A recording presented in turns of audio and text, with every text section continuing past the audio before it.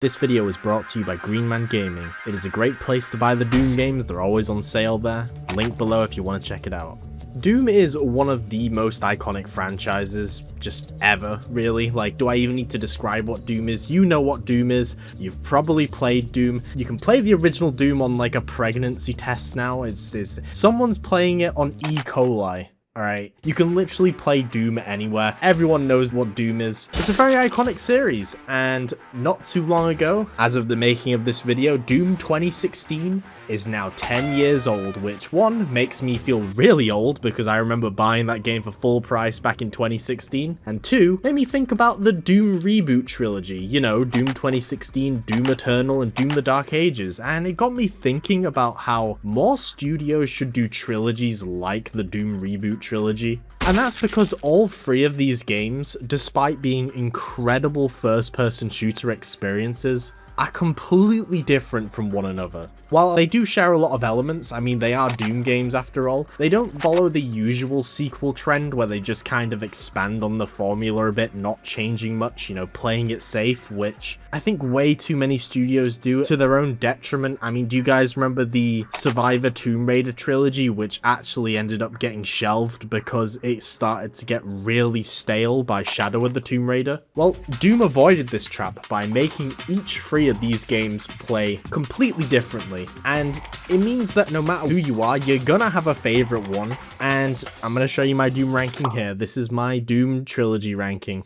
Now, maybe a bit controversial because I put Doom 2016 last, but a real Doom fan does not speak ill of any Doom game. Doom 2016 is still incredible. I'm just not the biggest fan of the playstyle of that one, which actually leads nicely onto Doom 2016. Let's talk about how that one plays first. So this was the beginning of the Doom reboot. Originally it was going to be some like post-apocalyptic Call of Duty-esque shooter, but luckily they changed it. And we got the beginning of the quote-unquote boomer shooter era. Basically, I don't like that term anymore. It pisses me off a bit, but what it is it's a very fast-paced shooter. There's no reloading. It emphasizes movement. You need to be constantly on the move, jumping around, shooting demons. If you stand still, you're basically dead. And it was an amazing introduction to that. It brought a lot of people back into this old-fashioned style of shooters, and man, Doom 2016, it is so, despite it's my least favorite one, it is so good. There's actually a lot of things that Doom 2016 does differently to the other ones that I actually do kind of prefer. For starters, it's more grounded. Like Eternal and the Dark Ages are kind of arcadey with like floating pickups, lives, all that stuff. But 2016 feels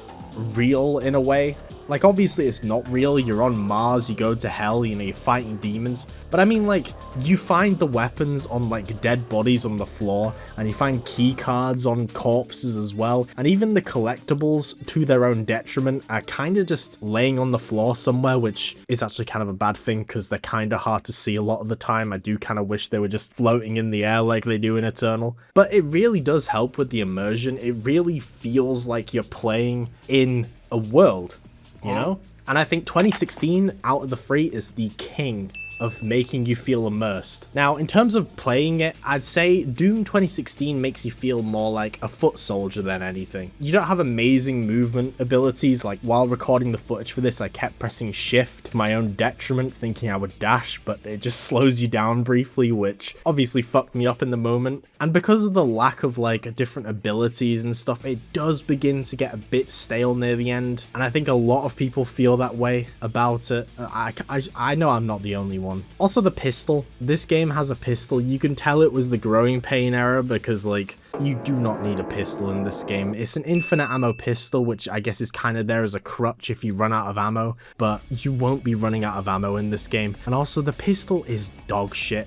I'm so glad they scrapped this in Doom Eternal onwards because it is just, I mean, yeah, it's kind of cool to have it, I guess, but it's shit. 2016 also introduced glory kills. I love glory kills. I know people kind of got sick of them, and that's why they kind of removed them in the Dark Ages, instead replacing them with just like a kick instead of this like preset animation, which makes you feel really cool in the moment. But I love these things. I love how they're very situational as well, depending on which angle you're killing a demon from, can depend on which animation plays out. Some of them are pretty shit, like the pinky one where you stroke its face with his tail, it has like no impact. But yeah, Doom 2016, incredible game, and without it, we wouldn't have gotten the best first-person shooter ever made, Doom Eternal. Now, Doom Eternal is my favorite one out of all 3 of the games, and that is because in this game, instead of playing like a foot soldier, you play like a jet engine. You are moving around constantly. In this one, if you stop,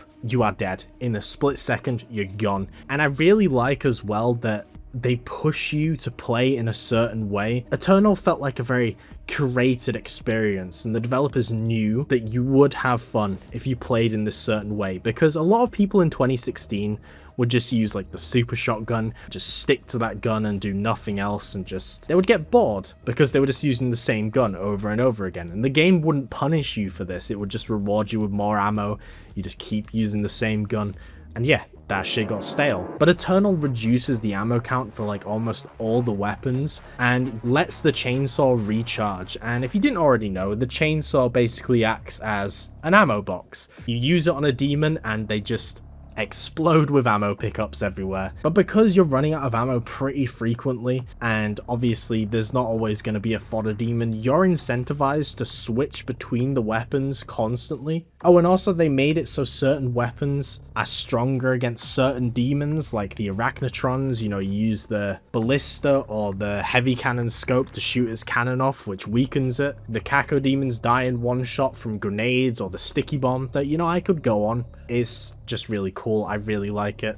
I love Doom Eternal, man. I don't know what else to say. It introduced the dash as well. The dash is the best thing ever, and it is the most crack-addled first-person shooter ever made, and I think it is the perfect speed for me. I feel like if it was any faster, it would have been too fast, and I think is why I don't really enjoy Ultra Kill all too much. That game is way too fast for me. I think Doom Eternal is the perfect spot, and I think it is the perfect first-person shooter. Now finally, let's talk about Doom the Dark Ages, which has just recently celebrated its 1st anniversary. Now, I actually made quite a big video on my main channel about this game. I bought the collector's edition. I gave away a copy of the game to my viewers because I think you're all amazing people, you know.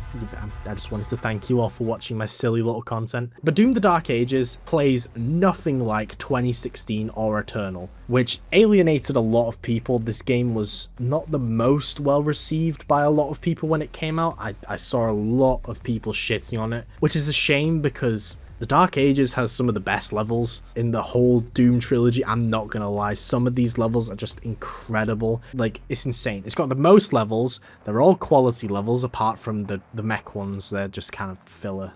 No offense. I mean, why am I saying no offense like they have feelings? Fuck the mech levels. I do like the dragon levels though, because you can get off the dragon and it just makes the level feel way bigger. When you land on a ship and you go inside, take it out and land back on your dragon, it's just fun. But the thing that alienated most people is the fact that Doom the Dark Ages is more focused on standing your ground rather than jumping around everywhere like a jet engine or being a foot soldier running around. Because you're equipped with a shield in this game, you're way more focused on standing there doing parries. Yeah, I know, parry slop, but it's actually fun in this game. It's not just trying to copy Sekiro. And there's more of an emphasis on melee weapons.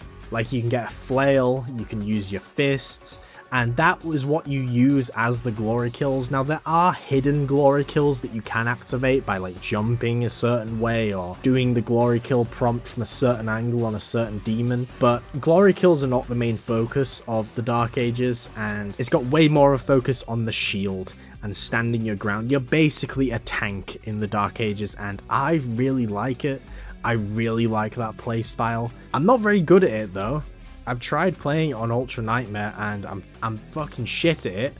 But yeah, the Dark Ages, celebrating its 1st year anniversary. Definitely play it. It goes down to way cheaper than its starting price. I mean, it did launch at a kind of a ridiculous price. Who the fuck is paying £70? I paid £200 for it. What am I talking about? I bought the collector's edition. But yeah, I love this trilogy. I feel like more games could learn from this trilogy and actually try different new things for each game and each sequel that comes out, and I just think that's the best way to go about it. Like, I understand taking the safe route, especially with how much it costs to make games nowadays, but you'll risk ending up like the Tomb Raider Survivor trilogy, which, had a game 8 years ago and is now only just coming back, and they're actually changing things up and kind of going back to more the classic style because people got sick of that trilogy, but people aren't sick of Doom just yet. And that's because each game tries something new, which means there will always be one that appeals to different people. But if you're a true Doom fan, you'll love absolutely all of them. Obviously you'll have favorites, but no Doom fan speaks ill of any of these 3 games. And if you want to get one of these games for yourself, I definitely recommend checking out Green Man Gaming. They constantly do sales. Doom 2016 you can get for less than a McDonald's meal nowadays, and you get your money's worth. It is such a good campaign. Doom Eternal goes down to a really low price as well nowadays, and I can imagine Doom the Dark Ages, it won't be too long until that's lower than a McDonald's meal as well. And the DLC will be coming out hopefully sometime soon. I've been anticipating that for quite a while. But yeah, check out Green Man Gaming. There'll be a link down below, and with that, I just want to thank my Patreon supporters who will be on the screen right now. These guys are the absolute best. I give them early access to my content as a thank you. I would do more if I could, but I don't actually know what to do. The same goes to my channel members. You know, you guys are amazing. I know I used to read your names out, but it took like 3 minutes because there's like 40 plus of you now, and it is insane that so many of you are willing to pay that much for early access to content, or just to support me. You know, I do really appreciate it. But yeah, thank you all so much for watching, and I will see you all in the next video.